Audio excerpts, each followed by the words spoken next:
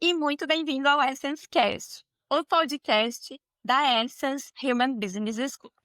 Eu sou a Fernanda e hoje eu quero começar esse papo te perguntando: na sua empresa é comum todo mundo estar o tempo todo correndo, ter uma reunião atrás da outra, mas pouca resolução? Às vezes é uma reunião para marcar outra reunião. Ou, quem sabe, aquelas ideias que são maravilhosas, mas não saem do papel. Ou aquelas decisões que se arrastam, os times que se sentem sobrecarregados. E no meio disso tudo, quem sabe, talvez você também não sabe exatamente se está sendo reconhecido, se está crescendo ou só sobrevivendo. Pois é, isso não é um problema individual. É um problema no sistema. Nesse episódio, a gente vai falar sobre como a capacidade organizacional afeta não só os resultados da empresa, mas também a forma como você se sente, se desenvolve e se enxerga dentro do ambiente de trabalho. E essa conversa nasce da prática, do bastidor e da experiência de quem vive isso em diferentes contextos. Eu vou trazer o meu olhar como educadora corporativa e fundadora da EHBS, uma escola de negócios que acredita que preparar profissionais para o futuro requer um desenvolvimento integral. E para aprofundar esse papo, eu tenho a alegria de receber uma mulher muito potente, que eu admiro muito pela forma como ela se posiciona, pelo olhar estratégico e humano que leva para dentro das empresas e também pelo trabalho que vem construindo com desenvolvimento organizacional e diversidade. Fernanda Gomes. Fê, que bom ter você aqui com a gente. Seja muito bem-vinda. O encontro das três. Eu fico feliz demais por estar aqui. Obrigada pelo convite. É sempre muito bom trocar com você.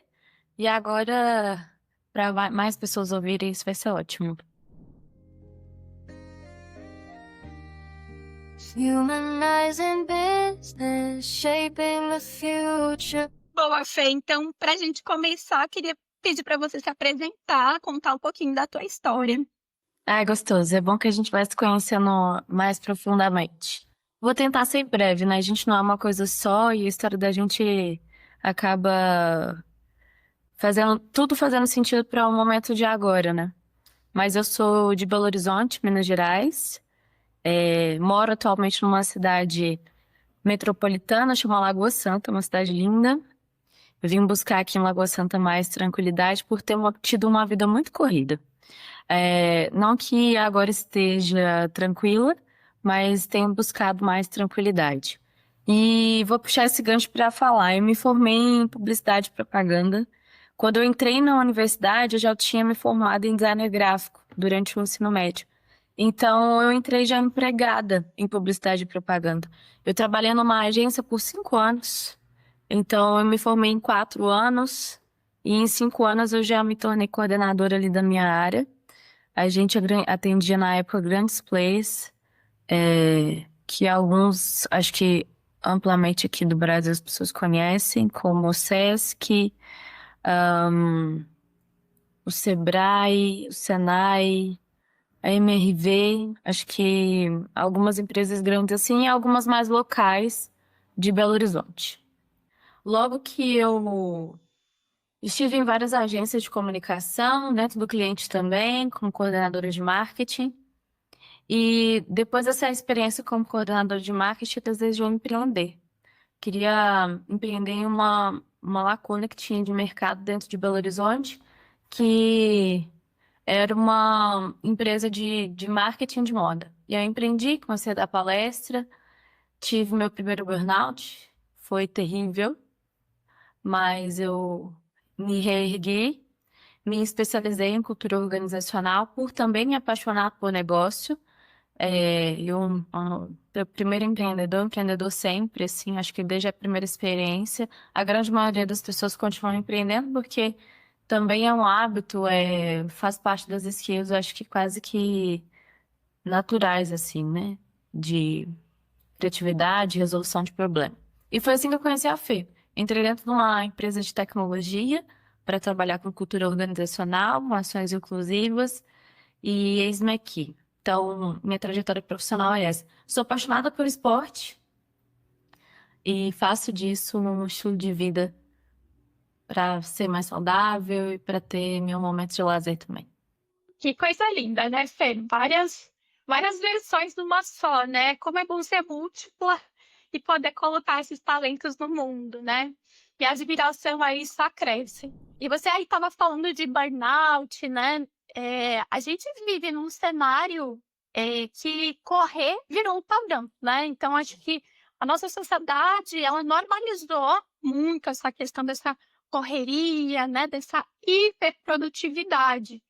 Mas chega uma hora em que essa pressa, ela começa a apagar algo importante, que é o espaço para a gente pensar melhor, né? E aí a pergunta que fica é: o que a gente está perdendo quando a urgência ela ocupa tudo, né? E quando uma empresa ela vive permanentemente nesse estado de urgência, o que você observa que acontece com a qualidade das conversas e das decisões, Fer? Bom, acho que de forma objetiva a gente perde controle emocional com certeza, mas vamos teorizar um pouquinho. Quando a gente entra no processo de excesso de urgência, o nosso cérebro entra num status de luta ou fuga, né? Ou a gente luta ou a gente foge. E aí dispara um pico gigantesco de ansiedade. Quando a gente está falando de cultura organizacional, né? A gente pode despertar ali falta de pertencimento nesse espaço. Algumas pessoas não conseguirem acompanhar realmente o ritmo da corporação, principalmente quando não tem informação. Ou quando tem informação demais. A gente já está vivendo a área o momento, né, a década da infotoxicação. Todo conteúdo é rápido, curto e em grandes quantidades. As redes sociais, notícias, até o acelerar da tecnologia também, são muitas informações para a gente compilar em pouco tempo. E aí, com toda essa urgência no dia a dia do trabalho, né, vamos lembrar que a gente também passa mais tempo trabalhando do que no lazer. E na vida do dia a dia, seja o contato familiar, de amigos ou rede social, a gente vai perdendo aquela agilidade emocional de lidar com sentimentos. E com essa sensação de luta ou fuga, já não sei se eu tô lutando ou se eu tô fugindo daquela situação. E essas habilidades que a gente chama de soft skills, né, de agilidade emocional, são as mais exigidas também no mercado. Então, neste momento em que grandes empresas passam por o excesso de urgência e que tem esse disparo de ansiedade, ainda se tem a grande necessidade da gente desenvolver as soft skills. Então, bom, de forma objetiva, respondendo a sua pergunta, afeta a nossa vida, a nossa saúde mental, e sem saúde mental não tem como produzir bons trabalhos, né? E pensando nisso, Fê, queria saber de ti, assim, também, porque eu acho que aqui é uma troca, né? Como que você enxerga, essa sobrecarga de sentimento, de invisibilidade, quando afeta na vida dos profissionais? Bom, Fer, eu acho que é importante a gente também perceber, como você bem disse, que a gente está vivendo realmente uma era, né, que a informação ela realmente está gerando um excesso. Então, e até digo isso por quê? Porque de um lado tem essa pressão, né, muitas vezes dentro das empresas, pela produtividade, pelo resultado e tudo mais, mas também existe o mundo externo que está o tempo todo em movimento. Então, o profissional, no meio disso tudo, às vezes ele sente uma avalanche para cima dele, né? E, como você bem falou, né, isso impacta na nossa própria inteligência emocional, na nossa forma, né, de conseguir lidar com as nossas emoções. Pode ser que nesses ambientes de sobrecarga, nesses ambientes em que é comum essa cultura de apagar incêndio, a pessoa se sinta invisível, ela sinta que ela não está contribuindo.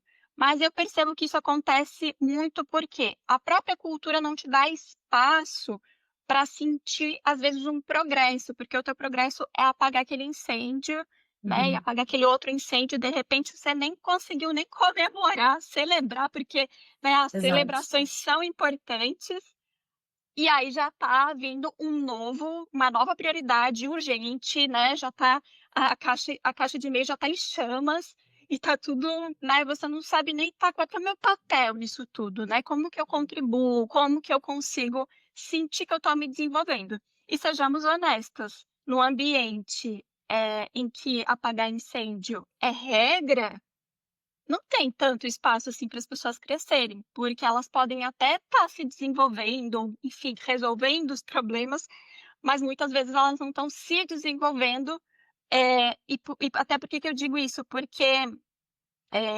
existe, né, essa questão da curiosidade versus a urgência. Se eu estou em estado de urgência constante, eu não consigo despertar a curiosidade, que é o que é necessário para eu conseguir resolver esses problemas na causa raiz, né, fazer aquela análise mais minuciosa que é necessária para a gente, né, não ter um retrabalho corrigindo muitas vezes os mesmos problemas. Então, eu vejo que essa sobrecarga, né, e esse sentimento de invisibilidade na vida dos profissionais tem, né, esse impacto, né, que pode gerar muitas vezes um burnout, e eu acredito que também, né, é papel da empresa cuidar disso e também do próprio profissional, né, saber estabelecer alguns limites, saber olhar para essas situações e dizer: "Poxa, acho que eu não me encaixo aqui", de repente, né, vou começar a olhar um lugar que me valorize ou algum lugar que eu tenha a possibilidade de me desenvolver, sentir que eu estou contribuindo. E talvez também, né, quando possível, tentar trazer esse olhar de: Vamos celebrar um pouco das Sim. nossas vitórias aqui, para a gente não se perder no meio desse monte de urgência. Senão não dá nem para aprender com até os acertos, né, se a gente fala dos erros, mas tem acho que com ambos, né. Não dá para tomar nota, né, quando tá no sistema de urgência. Não é verdade. É, exatamente. Bom, e eu queria te perguntar, Fer, eh, como que um profissional, ele pode identificar quando ele precisa investir no desenvolvimento das suas habilidades e quando é o ambiente que não contribui para a potencialização dos seus talentos? Como que a gente identifica se é uma questão institucional ou se é uma questão nossa, né? O primeiro ponto é entender se a gente tem as ferramentas básicas. E a ferramenta básica é a troca de feedbacks sinceras, né?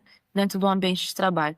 Perguntas práticas, pragmáticas sobre direcionamento de carreira, sobre o que eu gostaria, quais são as expectativas sobre a minha atuação.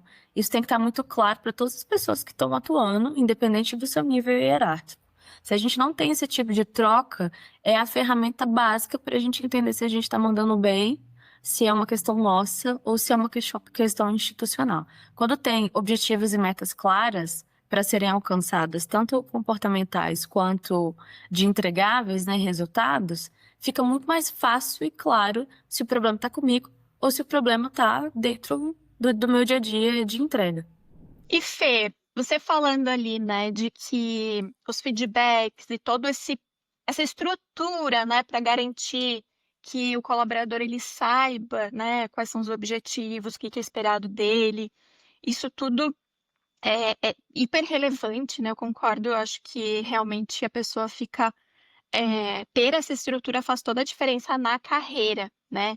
E e aí eu estava aqui pensando que reconhecimento tem a ver com motivação, né, se conecta muito com a motivação, a gente consegue trazer essa questão do reconhecimento como também, né, uma ferramenta para ajudar a motivar as pessoas, porém, a motivação também tem a ver com cultura, né. Quando a gente reconhece o que importa, a gente ensina a empresa inteira o que é valor ali dentro, né. Então, o que tipo de reconhecimento você acredita que não só motiva, mas revela sobre a capacidade de uma empresa? Bom, acho que um passo atrás antes de falar de tipos de reconhecimento, acho que essa resposta vai até para pessoas gestoras também que estão nos ouvindo, é que existem vários motivadores para cada indivíduo. A gente tem até uma metodologia ali de 12 motivadores que rodam em vários treinamentos organizacionais, porque cada pessoa é movimentada por uma motivação, seja ela o status, reconhecimento financeiro ou desafio. E existem momentos de carreira que cada um de nós nos motivamos com algo, por necessidades específicas, pessoais. Eu acho que isso deve ser observado 100% do tempo, quando estamos gerindo pessoas e quando estamos sendo geridos também. Porque se a gente não entende os nossos próprios motivadores, fica difícil negociar também é, posicionamento, reconhecimento. Mas falando dos reconhecimentos que não só motivam, mas que demonstra assim um lugar ideal para se trabalhar, um lugar que tem capacidade para absorver excelentes profissionais, ainda começando do básico, tá? Motivação para conversas francas. Tem que ter uma cultura que instiga conversas francas entre as pessoas, porque senão fica muito complexo tudo que a gente conversou aqui atrás. Ter trocas de feedback para ter as ferramentas básicas, esse entendimento dos motivadores, né, mútuo, seja do líder e do liderado. Mas a gente tem vários reconhecimentos, né, de forma geral. É, a gente pode ter reconhecimento financeiro, reconhecimento personalizado, reconhecimento de desenvolvimento individual, né? Não falando. Pode ser um desenvolvimento organizacional também, as necessidades da empresa naquele momento para alavancar o negócio, mas necessidades específicas das pessoas, né? Então, existem instituições que têm programas específicos para grupos de pessoas que fazem mapeamento de treinamento e desenvolvimento muito bem estruturado. Isso também são formas de reconhecimento, para além do que a gente entende que é o óbvio, né? O reconhecimento financeiro ou de cadeira, né? Que é progresso ali de carreira ou movimentação lateral. Então, eu quis começar do básico porque esses reconhecimentos são importantes, e tem outros que não são tangíveis, assim, né? Que não é físico, financeiro, que pode ser reconhecimento público também, né? Chamar uma pessoa do time para representar a instituição, porque ela tem ali os mesmos valores, ou, né? Isso instiga a gente ter cada vez mais pertencimento àquele ambiente organizacional. E, de novo, isso esse entendimento de quais são os reconhecimentos ideais ou o cardápio de reconhecimento que se deve ter, tanto dentro de um ciclo de performance quanto no dia a dia, porque reconhecimento não é só dentro do ciclo de performance, é com a análise desses motivadores que deve ser feita entre líder e liderado a cada semestre, a cada semana, a cada mês, com uma frequência bem apertadinha. E falando nisso, Feda, enfim, pensar na sua trajetória, na sua experiência, falar de reconhecimento é sempre muito delicado porque tem N formas de entender reconhecimento, né? Como que você percebe a relação entre o reconhecimento entregue para pessoas colaboradoras e a evolução de uma cultura? Boa, Fer, eu acho que essa questão da cultura, de solidificar uma cultura, né, que as pessoas sintam que fazem parte daquela cultura e consigam, né, perceber esse diferencial, passa muito pela confiança. Então eu vejo que o reconhecimento ele é importante, né, principalmente quando a gente consegue trazer a singularidade de cada pessoa para o jogo, porque, como você bem disse, né, cada pessoa tem as suas motivações, e também cada pessoa tem a sua bagagem, a sua forma de ser, né. Eu acho que isso tudo faz com que a cultura, ela se fortaleça, porque as pessoas, né, no momento em que elas sentem que aquele é um ambiente seguro para elas serem quem elas realmente são, elas naturalmente vão se tornar mais inovadoras, né, vão saber que é seguro questionar, vão saber que é seguro dar um feedback uma para outra. Então, assim, não é uma coisa super fácil, mas exige, do líder ali ou da líder, intenção.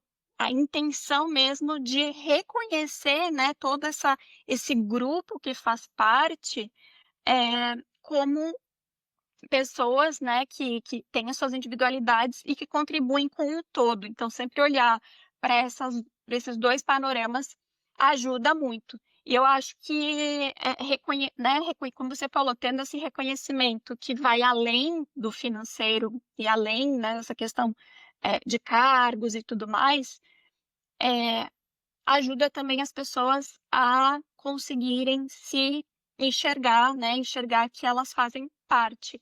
Tem se falado cada vez mais, né, que essas novas gerações, elas já não permanecem mais nas empresas só por questões salariais, status, cargo e etc e tal. Essas novas gerações, elas querem outras coisas, né, elas querem realmente se sentir seguras, né, poderem ser autênticas, e eu acho que tudo isso tem que estar nessa equação. Tudo tem que estar nessa equação para que as culturas possam evoluir para que caibam pessoas reais dentro delas, né.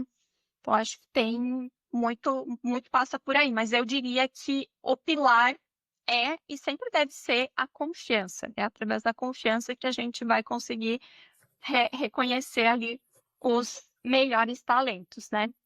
Hã, e Fê, que tipo de conversa você acha que, precisa acontecer em uma empresa para mostrar que existe de fato uma cultura segura, né? Estava aqui falando sobre essa questão da segurança psicológica e queria ouvir um pouquinho de você. Nossa, muitas coisas. E muitas coisas porque são ferramentas, áreas, características daquela cultura ou das pessoas, comportamentos que num pacote criam essa cultura de segurança para que as pessoas possam performar na sua singularidade, igual você bem trouxe, né? Mas a primeira coisa é constantemente visibilidade estratégica. Por que que nós estamos aqui? O que que a gente está fazendo?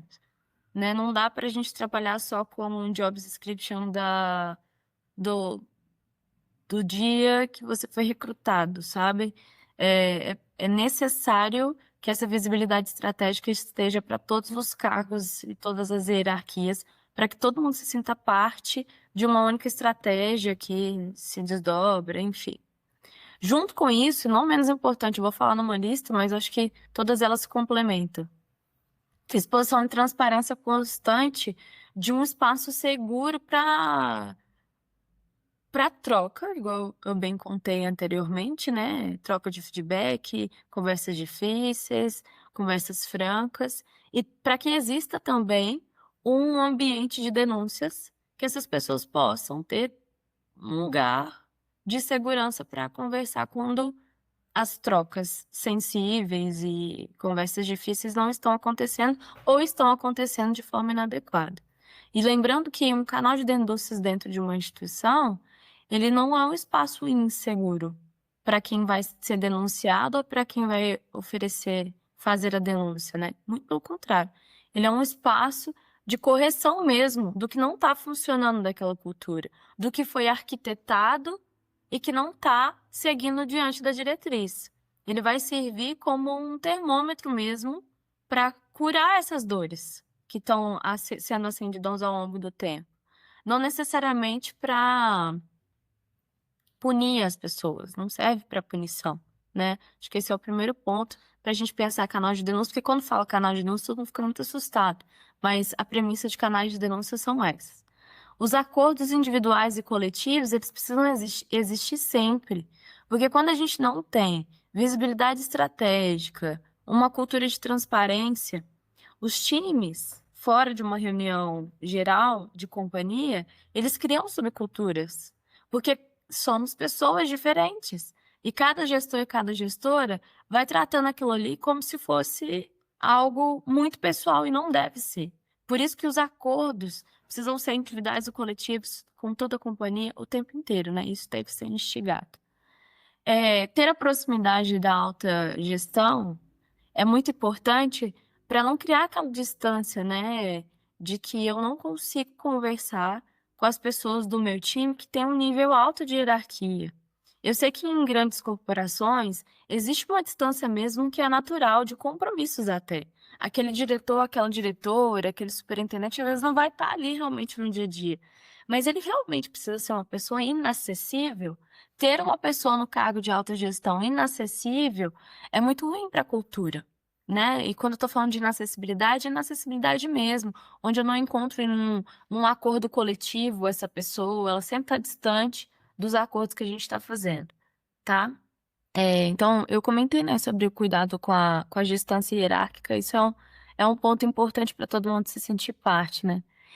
Existe outro ponto, a gente comentou sobre singularidade. Existem vários vieses que a gente pode levar para uma tratativa entre 2, 3, 4, 5, uma companhia inteira de comportamento social. A gente sabe que os vieses existem, vieses inconscientes que às vezes são muito conscientes. Então, esse conhecimento sobre viés, eles têm que ser discutidos o tempo todo dentro de uma companhia para que a gente tenha segurança. Então, um trabalho educativo, ele deve ser exposto institucionalmente para que todas as pessoas saibam quais são os assuntos importantes para a companhia, para que todo mundo se respalde com um combinado coletivo. E o combinado coletivo ele não pode vir só como algo mandatório, ele precisa vir com algo educativo também, porque partimos de lugares diferentes. Pensa, temos criações diferentes, formações diferentes, etnias diferentes, gêneros diferentes. Não dá pra gente chegar, ler um dossiê, um documentário de cultura organizacional e todo mundo começar a seguir bonitinho. Isso não vai acontecer. Por isso que o processo educativo precisa acontecer constantemente, que são esses alinhamentos coletivos, né? Exposição de dados e pesquisa de clima são necessários, assim. É importante a pesquisa de clima, mas a exposição do resultado também, mesmo que seja um resultado mediano, justamente para todo mundo sentir a temperatura e o compromisso que os times, né, de gestão e pessoas estão com as estruturas e mudanças. E não só o time de pessoas e gestão, toda a companhia que faz isso acontecer, né? E dito isso, eu acho que ter essa transparência, essa cultura de pontos a desenvolver, ficar em aberto e público para todas as pessoas é uma forma de estimular conversas difíceis também. Porque a gente acha que feedback é, é uma oportunidade, às vezes, só de receber um elogio, ou exatamente o contrário, de receber uma crítica construtiva e que vai ser um momento terrível. Às vezes a gente vai no 8 ou 80 e pode ser uma conversa muito positiva para a carreira de ambas as pessoas, para quem está dando feedback, para quem está recebendo. Então é um compilado de coisas, Fê, que fazem a gente compreender segurança dentro de uma instituição, né? Um outro ponto que não deve deixar de ser dito aqui, que a gente já comentou várias vezes, que é sobre singularidade, e a gente fala de singularidade, é importante falar de inclusão também, um ambiente que inclui e que deixam as pessoas participarem, e que todas as diferenças, você falou das gerações mais jovens, né? Mas assim, para toda e qualquer geração, idade, gênero, raça, a gente precisa entender que a inclusão é um ponto-chave para que as pessoas se sintam à vontade para fazer o trabalho delas. Você imagina eu entrar dentro de uma instituição e não poder ser eu mesma, eu vou ter que me vestir de outra pessoa para fazer meu trabalho, 8 horas por dia para ser quem eu não sou, fica muito mais difícil de performar desse jeito, né? E puxando esse gancho, a gente trouxe várias questões aqui que não são tão simples de trazer para uma cultura, mas que são essenciais. E da sua experiência, qual que é a sua opinião em relação ao que impede da gente ter essas trocas de segurança e conversas complexas e difíceis? E como que a gente quebra esse ciclo quando tem essa dificuldade de ter conversas difíceis e sistemas de segurança na cultura? Bom, Fer, acho que o que impede a gente de ter essas conversas difíceis são alguns fatores, né? Mas falando especificamente do Brasil, é uma questão cultural, né? Eu acho que a gente tem uma postura natural da política da boa vizinhança, do medo de desagradar ao outro. Então a gente acaba, às vezes, polindo demais, né, o que a gente vai falar. Então eu vejo que tem uma questão cultural muito forte, que se você for em outros países, você vai ver que isso não existe, assim, que as pessoas chegam e falam abertamente umas às outras e ninguém leva para um lado pessoal, ninguém se ofende, porque é natural para elas, né? É cultural. Então, acho que esse é o primeiro ponto, que é um ponto muito relevante. Só que tem um outro ponto que eu acho que também é igualmente relevante, que, infelizmente, a gente também não foi ensinado, né, a como lidar com essas conversas. E quando a gente fala, principalmente no papel de gestão, existem muitos líderes que eles não se desenvolvem, porque existe técnica para conduzir uma conversa difícil, né? Existe técnica para dar um feedback, principalmente construtivo. Mas muitas pessoas, né, não têm esse conhecimento, não buscam por esse conhecimento, porque muitas vezes ou caem de paraquedas numa parte de gestão, ou enfim, né, não tem essa possibilidade ali, ou essa ideia de que podem se desenvolver nisso. Então, acho que a gente começou, acho que olhando assim para o passado, né, no histórico do trabalho, como a gente conhece hoje, ele passou por muitas fases, né? Sim. E a gente sabe que tinha muita questão, né, do manda quem pode, obedece quem tem juízo, o líder nesse lugar muito autoritário, nesse lugar de sabe tudo, e ele que sempre tem razão. E eu vejo que, por conta disso e pela falta de preparo, eu acho que gerou um estigma tão grande em cima de feedback, tão grande, que as pessoas olham para a palavra feedback e dizem: ah, não é boa coisa. Se eu te disser, tem um feedback para te dar mais tarde, Fê, me chama que a gente se fala. Muito provavelmente, né, dependendo da cultura a qual você vem, você vai dizer: ai, meu Deus, vou ficar ansiosa, o que será que ela vai me falar? Enfim, Sim. então acho que passa muito por isso. Eu acho que a gente quebra esse ciclo com, para mim, o pilar principal é conexão. Quando a gente se conecta, e aí eu falo conexão, mas de verdade, genuína. Eu não tentar manipular a pessoa para parecer uma coisa que não é. Não, é realmente escutativa, né? Eu sentar e, pô, quero saber dessa pessoa, eu quero, né? Eu quero ouvir o que ela tem a dizer, eu quero saber as necessidades dela. Até porque, quanto mais a gente conhece a singularidade das pessoas, mais fácil fica para a gente ter uma conversa dessas. Porque a pessoa que está ouvindo, ela ouve e ela vai dizer: mas eu sei que a Fê não quer o meu mal.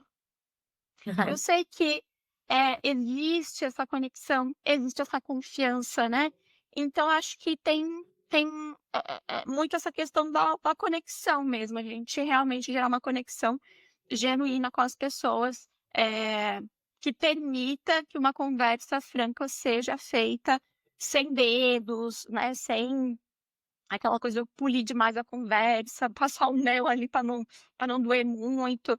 E eu acho que ter, assim, também é importante a gente saber que vai ter momentos que vai doer, porque seja É desconfortável. seja o que é desconfortável para todo mundo, né? E beleza, a gente precisa aceitar isso também, porque se a gente tentar, né, fazer com que o outro não passe pelo desconforto, é pior, assim, né, é pior porque o outro também não tem a possibilidade de crescer, né, o crescimento ele passa pelo desconforto também, né.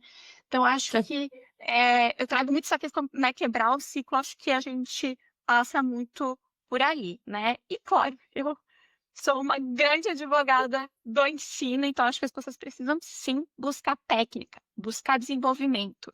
Mas a técnica sozinha ela não resolve quando não tem uma intenção genuína. Então, por isso que eu digo que os dois têm que andar bem juntinhos. Não fica uma coisa muito plastificada, né? Eu sinto que para quem também desenvolveu técnico, fez um curso de narrativa, de feedback, aquela coisa do exemplo, né? Às vezes traz um feedback muito engessado, muito duro, que não tenha um mínimo de conexão igual que você trouxe, e aí fica uma conversa ainda mais complexa, mais difícil de absorver, porque a pessoa está forçando uma intimidade que não existe, porque às vezes não teve tempo de adquirir aquela intimidade, e fica só focado na metodologia, ao invés de pensar na outra pessoa que está do outro lado, ou aqui ao lado, né? de fato, as duas coisas não podem ficar desassociadas, senão fica muito estranho, né? Fica uma troca muito plastificada mesmo. E eu sempre digo que a intenção, ela não mente, porque a intenção, ela é energia. Então, quando a sua intenção, ela não é uma boa intenção, a outra pessoa percebe. Não tem como Claro, perceber. claro.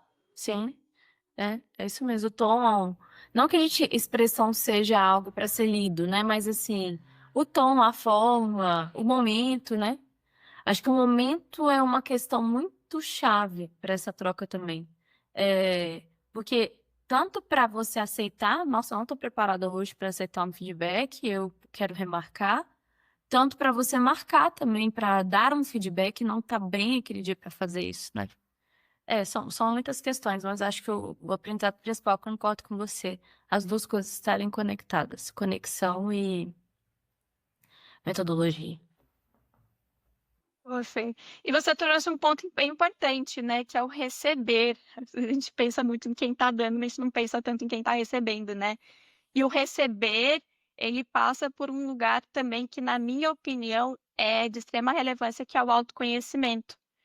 Sim. Porque se eu me conheço e eu sei das minhas potências, das minhas fortalezas, eu sei das minhas fraquezas, não vai ser um feedback que vai me derrubar, né? Ele pode claro, né, pode me deixar chateada em ouvir, desconfortável, etc e tal, mas ele não vai me derrubar, eu não vou me identificar com aquilo achando que eu sou só aquilo, né? Porque eu Sim. tenho autoconhecimento, eu sei que eu também tenho as minhas fortalezas que, né, beleza, eu vou olhar para esse feedback aí com carinho, vou ver o que que eu posso fazer, enfim, se tem, né, algum caminho aqui de evolução. Então, acho que esse ponto que você trouxe, né, do dar esse, então acho que vale também a gente mencionar isso aqui no nosso papo. Pode. Pode.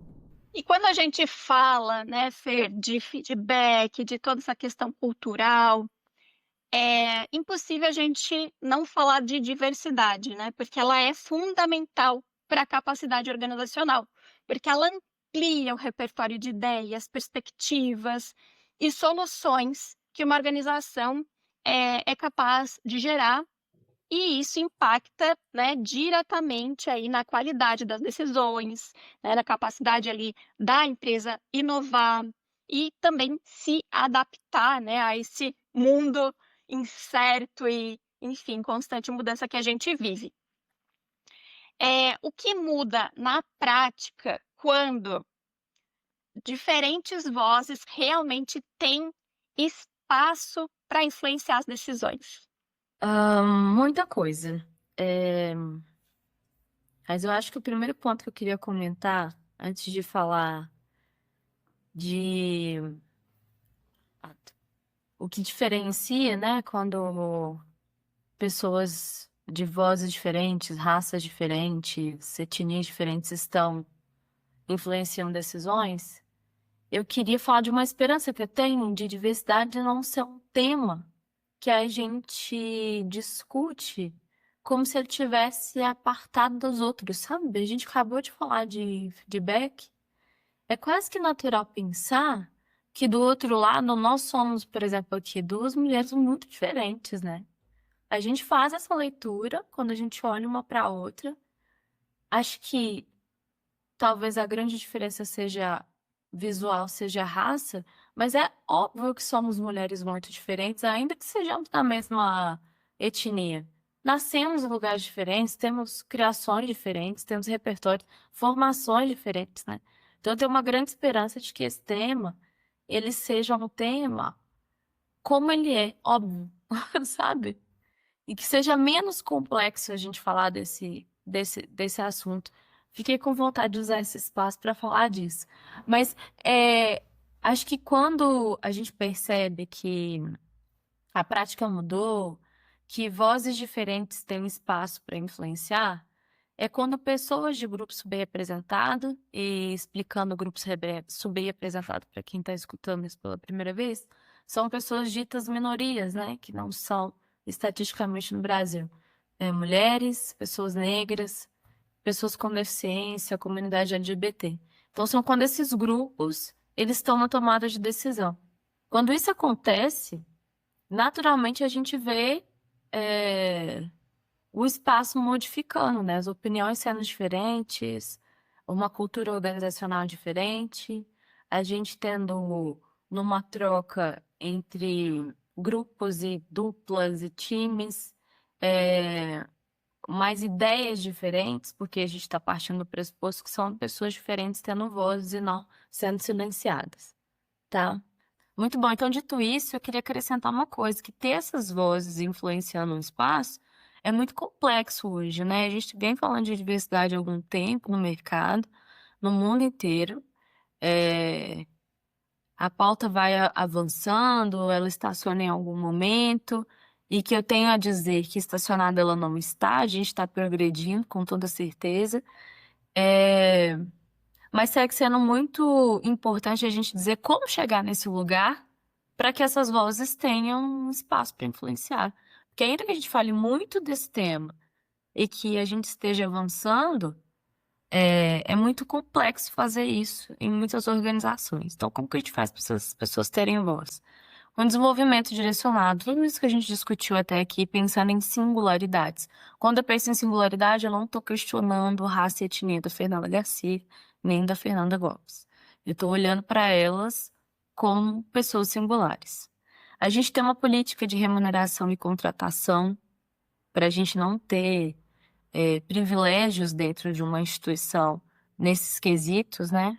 A gente tem comitê executivo discutindo a pauta, né, de singularidades, dar voz aos times de forma geral, independente de hierarquia, para a gente dar manutenção a esses conhecimentos, essa educação. De novo, partimos de lugares diferentes.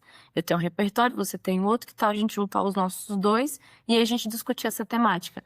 Para isso que servem os comitês, os núcleos de diversidade, para dar manutenção a essa educação. E a gente sempre tem exposição dos dados. Quais são os dados demográficos dessa instituição? Quem são as pessoas que trabalham aqui? Porque raça, gênero, orientação sexual e condição determina muitas coisas no ambiente social, mas no corporativo também, né? Então, ter os dados é sempre importante para a gente entender onde estamos e quem somos. E todos esses temas são importantes para a gente conseguir dar voz a essas pessoas e fazer com que elas influenciem decisões. Fê, e falando de todos esses temas, né, que discussões tão importantes como essa, como que você reconhece, do seu ponto de vista, né, a diversidade, como ela deve ou como ela faz parte de uma estrutura de uma empresa? Boa, Fer. Eu acho que fazer parte da estrutura, eu entendo como fazer parte da cultura mesmo, sabe? Ver as ações de diversidade, ver as pessoas respeitando as singularidades, no dia a dia mesmo, sabe? Não ser aquele discurso para, sei lá, vou falar sobre diversidade no mês da mulher. Sim. Vou falar de diversidade, sabe? Não, realmente ser algo que na prática funciona. Então, acho que quando a empresa chega nesse nível em que as lideranças, elas passaram por um processo educacional e elas sabem defender a causa, sabem a importância da causa. Quando, né, existe isso faz parte da estratégia da empresa, né, de contratar pessoas diversas, de trazer mais diversidade. Eu acho que aí sim, a gente está vendo que realmente a empresa ela como é que eu posso dizer? Ela trouxe essa estrutura para dentro dela, ela trouxe essa cultura, ela respira isso, ela vive isso. E como você bem Enraizou. falou ali, né, não fica aquela coisa separada, não fica aquela: "Ah, agora eu vou falar de diversidade, agora eu vou falar de resultado, agora eu vou falar de não sei o quê". Não, é tudo uma coisa Exatamente. só, né. Então acho que, meu ponto de vista, alguns sinais, né, que as pessoas podem perceber são esses. E principalmente pô, eu me sinto seguro nessa empresa para ser quem eu sou, para falar, sou escutado de verdade. Enfim, acho que, né, para quem às vezes tem, né, tá ainda entrando um pouco nesse tema, quer saber, né, pô, como que eu posso reconhecer se essa empresa realmente é uma empresa que é adepta à diversidade, que pratica a diversidade, né, no seu dia a dia, eu diria que também passa muito por esse sentimento, né. Então E esse sentimento, Fê, é uma coisa que a gente não entende com uma descrição de uma vaga ou com campanhas, do mesmo jeito também que a gente não entende um fit cultural com poucos sinais, né? Então, acho que eu vou ir para os dois caminhos aqui. A gente entende uma cultura que respeita a diferença, conversando com pessoas e olhando para órgãos respeitosos, pesquisas respeitosas, que validam a opinião da instituição. E nós, enquanto indivíduos, para procurar uma oportunidade dentro de uma instituição que respeita as diferenças, a gente precisa ter criticidade também para entender quais os valores que a gente quer aproximar, né? Então, uma empresa que tem valores claros, numa campanha, numa descrição de uma vaga, dá para a gente também captar essa mensagem, numa entrevista dá para captar essa mensagem. E também conversando com as pessoas. A gente pode. Ninguém tá tão distante a uma mensagem, gente. Acho que essa é a máxima da tecnologia. Você pode estar em outro país, mas você está distante de mim de uma mensagem no LinkedIn, uma mensagem no WhatsApp, para que a gente se identifique com essas culturas.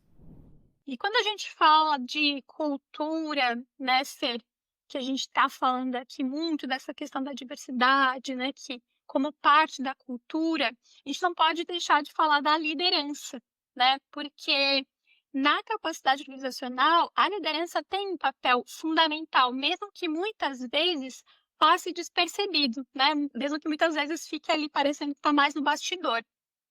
Porque são as lideranças, né, que moldam, que sustentam ou até que bloqueiam a capacidade aí de uma empresa de aprender, de inovar, de se adaptar e crescer de uma forma saudável, né? Que é isso que as empresas precisam também se preocupar.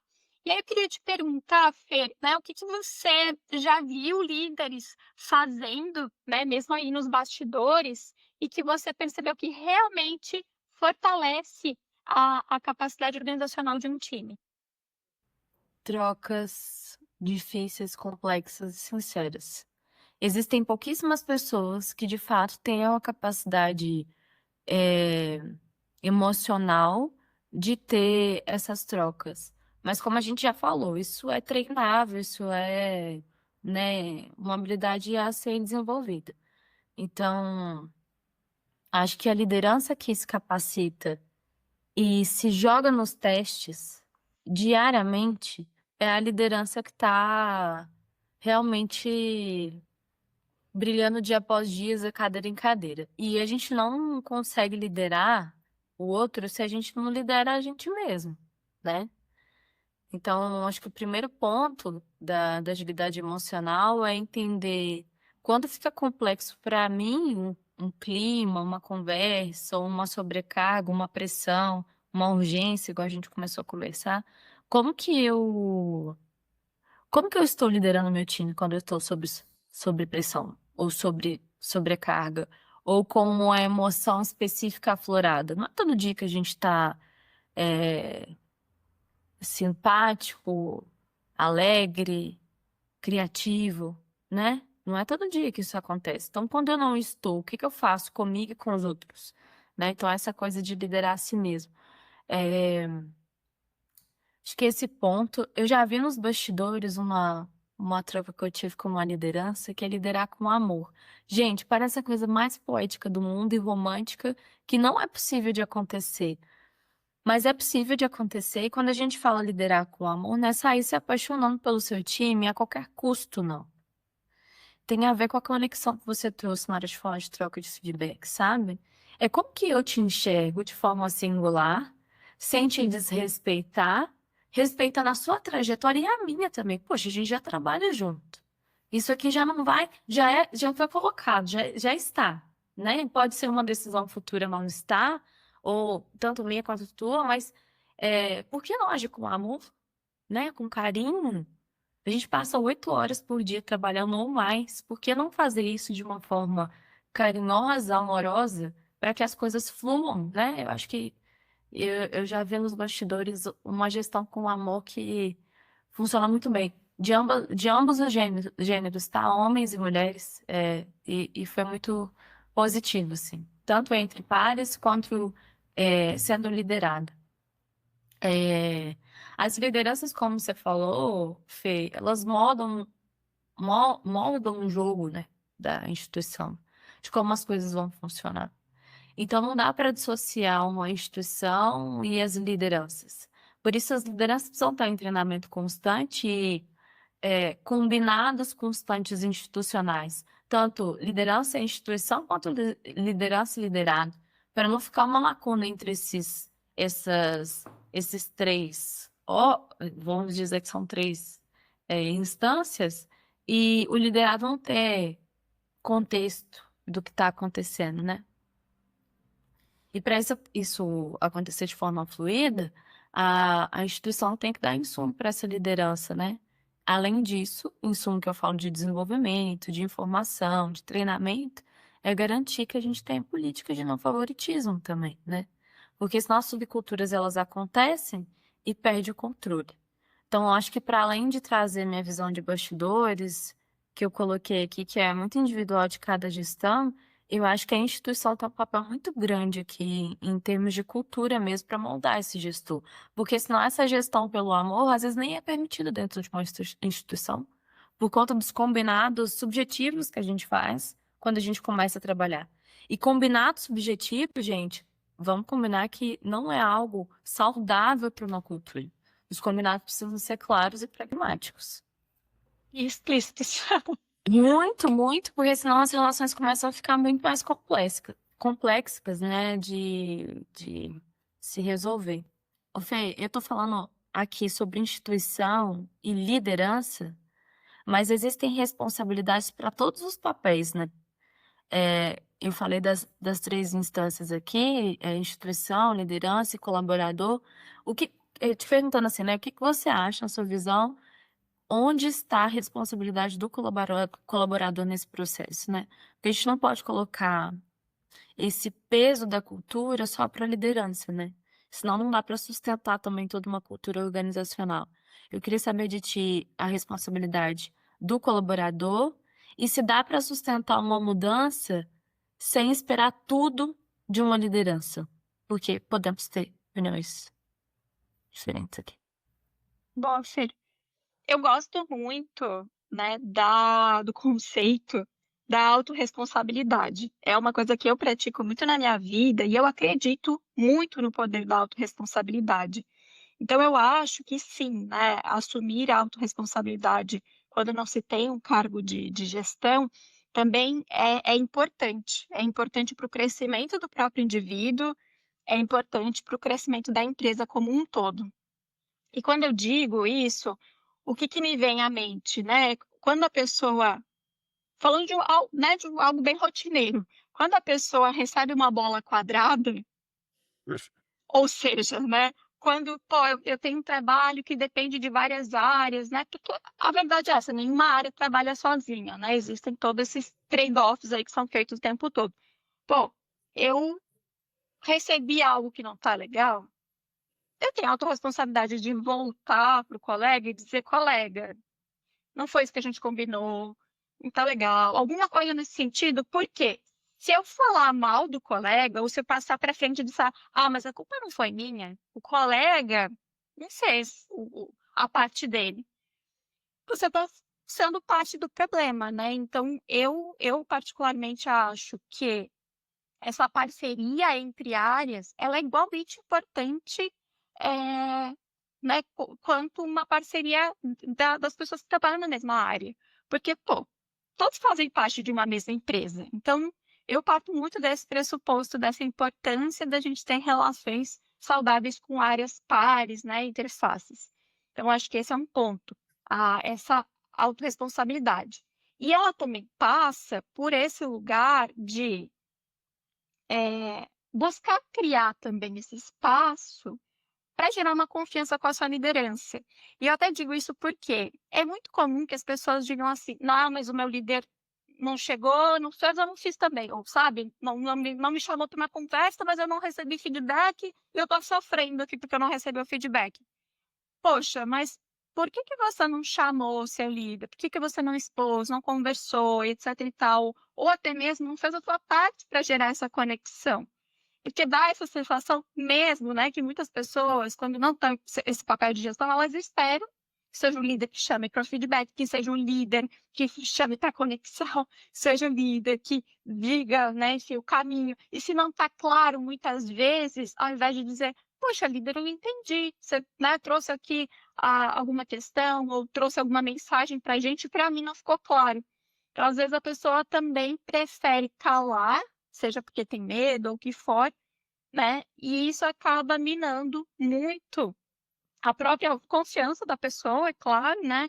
E também, às vezes, o próprio clima, né? E aí, quando a gente fala em minar o clima, também não poderia deixar de citar as fofocas, conversa de corredor, que eu acho que a pessoa, quando ela está em paz com ela mesma, quando ela está, né, bem certa dos seus valores e ela está vivendo ali uma experiência bacana, eu acho que faz todo sentido ela ser a pessoa também, que se alguém vence o vampirinho do café ali no ouvido, ela diz assim: colega, não vamos fazer isso, sabe? Não é legal, Sim, isso aqui é, eu acho que desgasta, né? Porque senão eu recebo aquilo mais na minha energia inteira, eu dou mais corda para aquilo, então, de repente, aquilo dali iniciou assim, começa a crescer um monte, e isso impacta, né, na cultura organizacional. Então, acho que uma cultura organizacional, ela não é feita só do que a liderança está ali falando, etc e tal. Ela é feita de dia a dia, né? Então, o que que acontece no dia a dia? São as pessoas conversando entre si, são interações entre áreas, são, enfim, né, reuniões, são atividades ali do dia a dia. Então, acho que prestar atenção nessas atividades faz toda a diferença, né, para a pessoa trazer autorresponsabilidade também.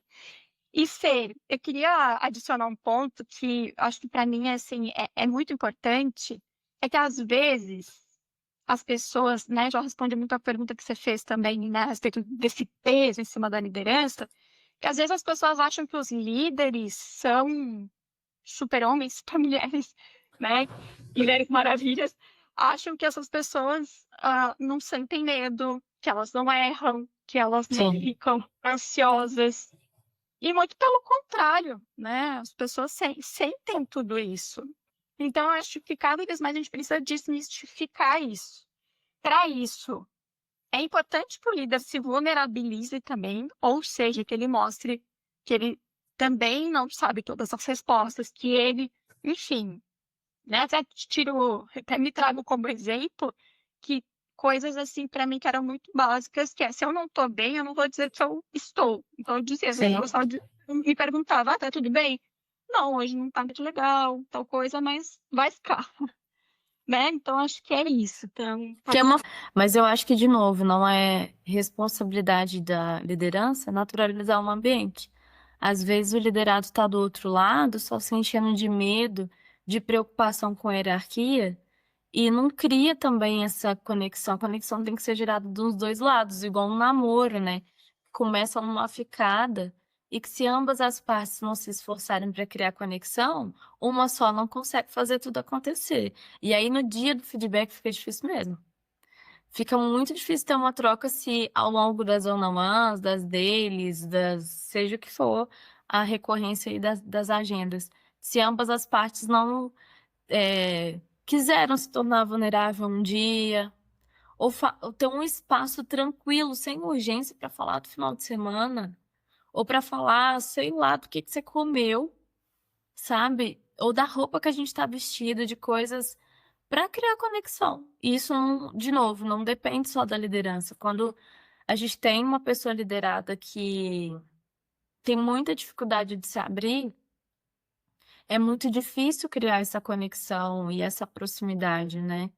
E aí, essa é a autorresponsabilidade de todas as relações. Eu fiquei com vontade de comentar algo sobre autorresponsabilidade, que são esses combinados. Também você falou da fofoca. Eu acho que é algo que tende só a atrapalhar o ambiente corporativo e o dia a dia, porque gera insegurança. E a gente está falando de confiança aqui o tempo todo.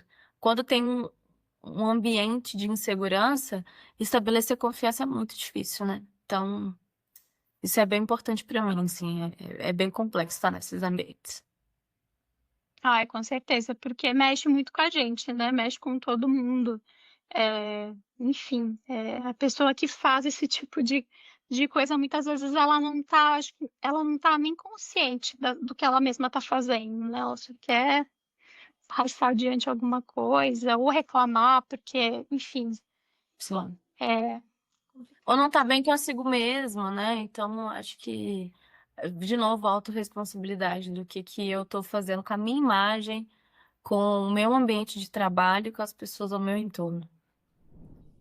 E quando a gente fala de conexão humana, né, Fê, a gente está vivenciando uma era digital aí que a inteligência artificial chegou e mudou tudo, e mudou também os relacionamentos, né? Então, a gente muitas vezes já não tem mais aquela proximidade das pessoas de, pô, vamos marcar um café, ou às vezes, né, pós-pandemia, muita gente se distanciou e às vezes perdeu até um pouco daquela habilidade social, né. Então acho que a inteligência artificial chegou para realmente transformar as nossas vidas, seja de uma forma positiva, em agilizar muitas coisas, nos dar acesso a muita informação, mas ela também, né, tem os seus pontos aí, enfim, né, de que não são tão positivos assim. E falando desses pontos, né, também as próprias empresas, elas estão se vendo aí pressionadas a inovar mais rápido, né, a entregar mais com menos e acompanhar aí um ritmo que nunca na história foi tão intenso, né. Sim. E então, a pergunta que fica é: será que o sistema interno está acompanhando essa loucura toda, né? Como que você enxerga o impacto da inteligência artificial na forma como as empresas estão organizando as suas decisões, suas pessoas e a sua cultura?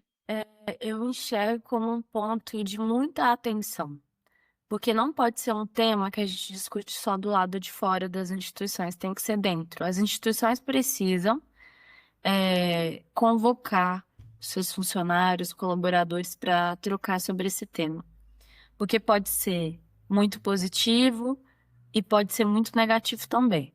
Do lado positivo, eu percebo os times acelerando alguma entrega e algum valor de agilidade que a gente não tinha algum tempo atrás.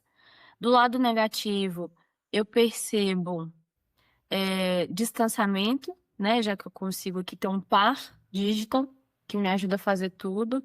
Eu vejo também um ponto negativo de segurança da informação, porque utilizando muitas plataformas e plataformas que não têm políticas que asseguram os dados da empresa onde eu trabalho, isso também pode ser uma grande problemática para vazamento de dados.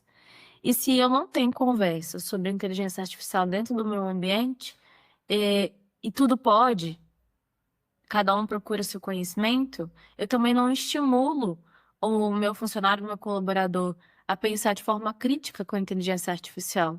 Porque, de novo, é o que um chatbot faz, um Gemini ou qualquer tecnologia de inteligência artificial faz, é ter probabilidades entre as palavras que a gente descreve. Ele não consegue pensar.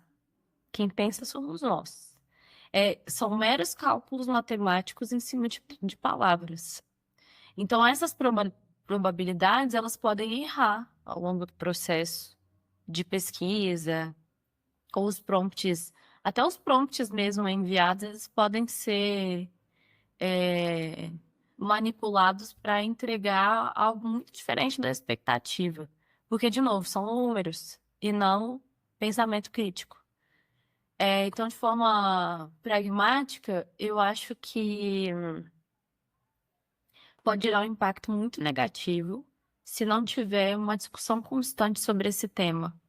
Porque a gente tem no Brasil uma política pública sendo startada para a segurança da inteligência artificial, mas não é algo que é a realidade de todas as instituições discutirem sobre esse tema. Então, precisa ter treinamento, precisa ter discussão entre times de como a gente está utilizando, tanto para o bem quanto para o mal. De novo, eu acho que para o bem é questão dessa agilidade que é importante a gente utilizar para reconhecer que é uma ferramenta importante. Mas tudo depende de como que a gente está utilizando, né? E é isso, né? A inteligência artificial, ela trouxe para a gente uma necessidade grande de atualização. Hoje a gente nem utiliza o Google mais como uma frequência. Tem uma pesquisa que saiu recente que a gente tem utilizado mais o ChatGPT para perguntar toda e qualquer coisa, né? Então eu queria saber de ti, Fê, nessa grande necessidade de se atualizar o tempo todo, porque a informação está muito fácil agora para receber e ser absorvida, o que a gente não pode perder de vista nessa pressa de se atualizar? Boa, Fê. É, eu sou uma grande defensora, né, do ser humano com autorresponsabilidade, com pensamento crítico, mas acima de tudo, uma coisa que eu particularmente acho que a gente não pode delegar para inteligência artificial é a nossa capacidade, seja de criar algo bacana, seja, sabe, de, enfim, desenvolver algum trabalho. Porque na minha visão, se eu estou delegando o tempo inteiro, inclusive o meu pensamento, né, o criar ideias, eu vou atrofiando a minha capacidade de inovar, eu vou atrofiando a minha capacidade de pensar, né, criticamente, eu vou atrofiando a minha autoconfiança também, porque se eu não nós somos seres humanos, né, a gente nasceu para criar, isso faz parte da gente, a gente tem esse, né, esse instinto de criação, de transformação e etc e tal, então a gente precisa estar em movimento, a gente precisa estar criando. E se a gente delega isso o tempo todo para a inteligência artificial, a gente atrofia nessa capacidade. Então, para mim, acho que esse é o principal ponto que nessa pressa de, ai meu Deus, saiu uma informação nova e eu não estou por dentro, e etc e tal. Acho que esse, né, é um dos pontos, essa autoconfiança, essa nossa capacidade. O outro ponto que eu acho que também é super importante dessa pressa toda, é que a gente, não esqueça o nosso porquê. Por que que eu tô com essa pressa toda? Onde é que eu quero chegar, sabe? Porque às vezes é a sensação que dá que tá todo mundo correndo e de repente você tá andando assim, você: "Opa, espera aí que eu vou correndo junto", mas você não sabe que você tá correndo. Você não sabe nem pra Não, onde você que tá você com pressa, né? você só vai. Então acho que é importante a gente não perder de vista também o nosso porquê, né, porque é ele que nos move, é ele que vai, estar com a gente o tempo todo e é ele que vai fazer diferença, inclusive nas nossas escolhas, né, no nosso dia a dia. Então acho que usar a tecnologia como meio e não como fim, né, como ela veio realmente para ser um impulsionador, né, pra gente e não para ser, enfim, algo que vai substituir, né. Esses dias, inclusive, eu vi uma coisa que eu achei, assim, sensacional, a pessoa falou assim: "A gente não deveria ter medo de perder os nossos empregos para inteligência artificial, porque a gente tá há muito tempo fazendo o trabalho das máquinas". E eu fiquei: Olha, "Caraca, eu não tinha pensado nisso", porque de sim. fato a gente, a gente tem muito mais capacidade de fazer coisas do que as coisas operacionais que as máquinas As podem máquinas podem fazer. Exato. Boa. Bom ponto. Enquanto você falava, eu fiquei lembrando de uma troca que eu tive com uma profissional que teve o primeiro emprego dela foi comigo, na minha empresa. E agora ela está numa agência de publicidade grande em São Paulo. E ela recentemente foi promovida, a gente foi comemorar, porque é isso, estabelecemos uma relação de tanta conexão no trabalho que hoje a gente se acompanha, com muito carinho, assim, né? Com muito respeito também. E aí ela estava questionando o quanto dentro dos pares que estão em hierarquia diferente, ela é júnior, né? Utilizam muito o ChatGPT, pergunta se ela utiliza, incentiva que ela utiliza. Ela falou, Fê, eu até entendo bem o incentivo de utilização, porque eu preciso entender como que essa ferramenta funciona, independente do meu nível de hierarquia. Mas hoje, para fazer um planejamento estratégico, eu não escolho usar o ChatGPT, porque na minha vida inteira de carreira, eu fui responsável por 2 planejamentos estratégicos. Eu acabei de começar a minha carreira. Se tudo que eu fizer eu delego para a ferramenta, eu não consigo pensar, que é o que você estava falando sobre atrofiar o pensamento, né? A gente se acostumar. A gente não começar pela inteligência artificial e não por um pensamento crítico.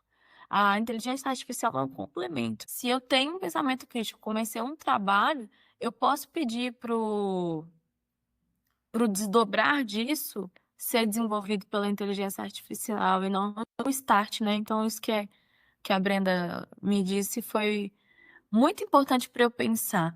Na hora eu fiquei tão pensativa, ela falou assim, tá tudo bem se você utiliza, porque você já deve ter feito muito mais de 150 planejamentos na sua carreira. Eu falei, muito mais.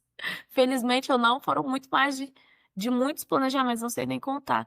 Mas, de fato, quando eu comecei minha carreira, a gente não tinha nenhuma ferramenta ágil, né? Assim, como temos muitas hoje. Então, eu tive que gastar bastante QI e talvez por isso as referências vêm rápido à mente.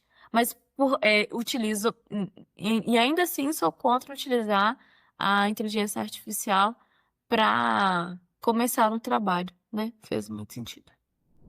Bom, Fer, esse papo tá muito bacana e ele reforça aí, né, que o que define se uma empresa vai crescer, né, de uma forma sustentável não é só a estratégia que ela desenha, mas principalmente a estrutura que ela sustenta, né? E a capacidade organizacional, ela é a fundação que permite aí que as boas ideias saiam do papel, que as pessoas sejam reconhecidas e que o aprendizado coletivo aconteça, né? E acho que mais do que isso, é o que conecta o sucesso da empresa com o desenvolvimento real de quem está ali dentro, né? Acho que isso é uma coisa super importante, né? Ter esse ganha-ganha, né? O colaborador cresce, a empresa cresce, todo mundo está nessa sinergia crescendo ali. Então, para fechar, Fer, eu queria que, se você pudesse deixar uma mensagem única para as pessoas que hoje não têm um cargo formal de liderança, mas que elas gostariam, de contribuir para fortalecer a capacidade do time onde elas atuam, o que seria?